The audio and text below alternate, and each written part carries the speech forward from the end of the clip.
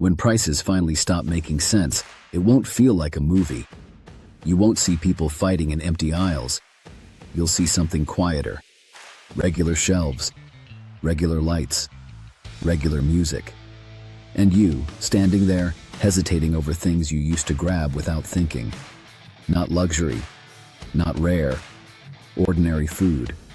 A bag of rice, a bottle of oil, a pack of cans. The shift won't feel sudden. It will feel like one more, how did it get this high moment at the checkout? Most people won't notice what really changed until there's nothing simple left to adjust. If you're watching this, you already know something's off. So here's the deal. These 7 foods still matter when prices stop behaving like math. Let's start at the bottom of the list. Number 7, rice. The boring food that quietly fixes everything. Rice is survival food disguised as background noise. A plain bag on the lowest shelf that nobody looks at twice. One 5-kilo bag gives you tens of thousands of calories. It turns a handful of meat, beans, or vegetables into an actual meal instead of a snack. Here's what most people get wrong about rice. They buy it like a side dish, not like infrastructure. One small bag, used up, then forgotten. If you treat it like infrastructure, you do it differently. You buy in bulk, 5, 10, 20 kilos at once. You pour it into airtight buckets or thick plastic containers with a scoop inside. You label the lid with a date and rotate. Newest at the back, oldest to the front. Do this once, and your "I have nothing to cook" days basically disappear. Why is it on the list? Because when meat gets cut in half, portions get smaller and takeout stops making sense. Rice doesn't care. It still cooks the same. It still fills the plate. Most people underestimate how much calmer life feels when the base calories are never in question. Number 6, dried beans. The protein you thought you'd always afford. Dried beans are the opposite of flashy. A bag of hard little pebbles nobody wants to soak. But a single kilo of beans holds as much protein as a stack of steaks that suddenly costs triple.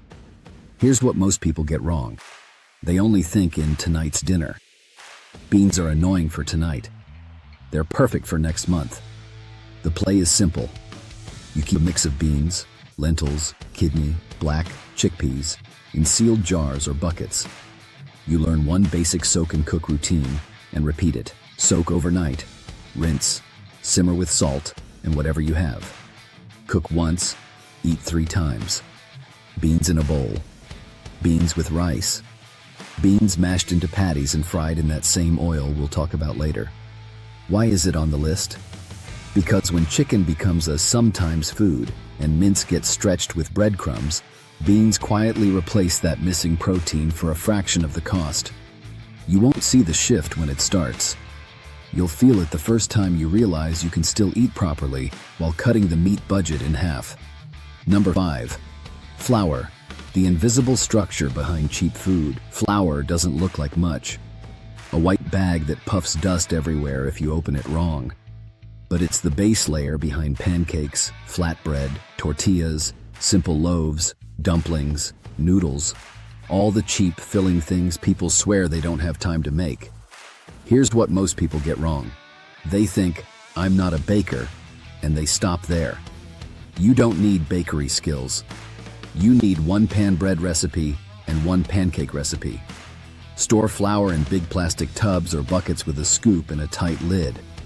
Keep it cool and dry, not next to the oven. Add a strip of tape with the date and use the oldest first.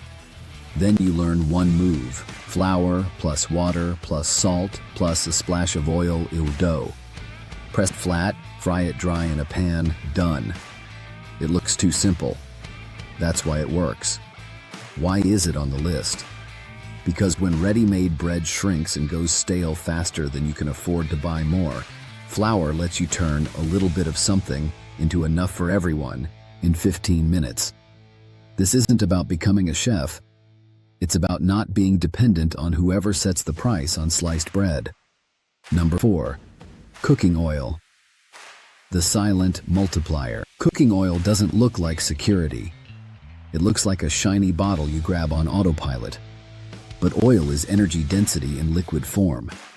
It turns dry food into something that actually keeps you full. Here's what most people get wrong. They buy whatever's on sale, one bottle at a time, and store it above the stove where heat ruins it faster. If you take it seriously, you do it differently. You pick one or two neutral oils you like: sunflower, canola, peanut.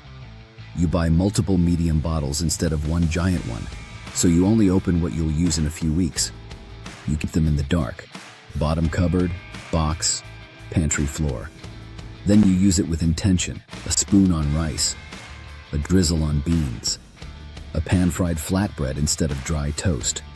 Suddenly, the same cheap ingredients feel like an actual meal. Why is it on the list? Because when prices spike, people notice meat first and completely miss the moment when fullness itself becomes expensive. Oil is the line between "I ate" and "I'm okay for the next few hours." Number 3. Salt. The tiny thing that protects everything else. Salt is the easiest thing to ignore.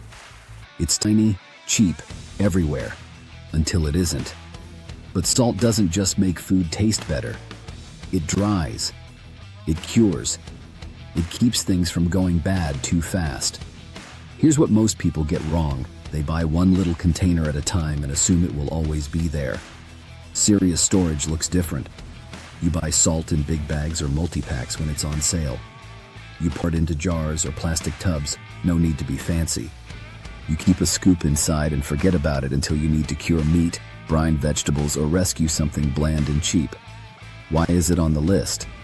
Because when other food starts costing real money, the last thing you want is to throw any of it away because it's spoiled too fast. Salt looks minor. It isn't.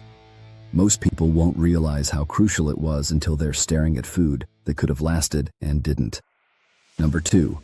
Canned fish. Protein that ignores power cuts. Canned fish looks old school. Grandparent food. But it's one of the few proteins that doesn't care whether the power is on, the fridge is working, or the store got a delivery this morning. Here's what most people get wrong. They treat it like an emergency-only item they never touch. Then it expires in the back of a cupboard. The right way is rotation. You buy a stack when it's cheap. You write the month and year on the top with a marker. You eat the oldest first, on rice, with beans, mashed into fish cakes with flour and salt. You replace what you used on the next sale. Why is it on the list? Because fresh meat is suddenly a luxury and freezer space feels risky, canned fish quietly gives you shelf-stable protein and fat with a metal lid and zero drama. It doesn't look impressive. That's exactly why it works. Number 1. Infant formula, the non-negotiable. Infant formula is not a pantry item. It's a fault line. For families who need it, there is no "we'll just make do with something else." Here's what most people get wrong. They assume availability. They assume it's always there somewhere. We've already seen what happens when it isn't. If you depend on formula, the strategy is simple but serious. You keep an extra can or two ahead, not one scoop from empty. You learn exactly how your child reacts to each brand, so a forced switch doesn't become a medical problem on top of a supply problem.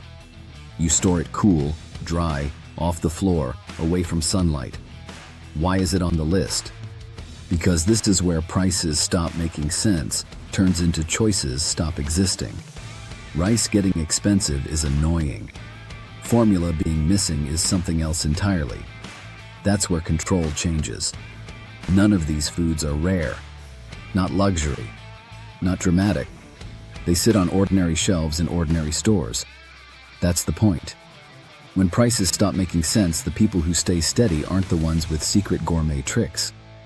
They're the ones who turned boring, repeatable foods into quiet leverage before everyone else noticed the narrowing. This isn't about being smarter. It's about being earlier. Stay early.